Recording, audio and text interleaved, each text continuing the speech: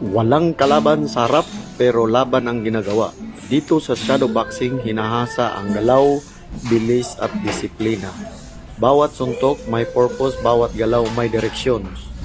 Hindi lang katawan ang tinitrain, pati isip at puso ang isang mandirigma. No crowd, no opponent, just hard work. Shadow boxing today, champion tomorrow. Villamor Boxing Gym where champions are built. Let's go!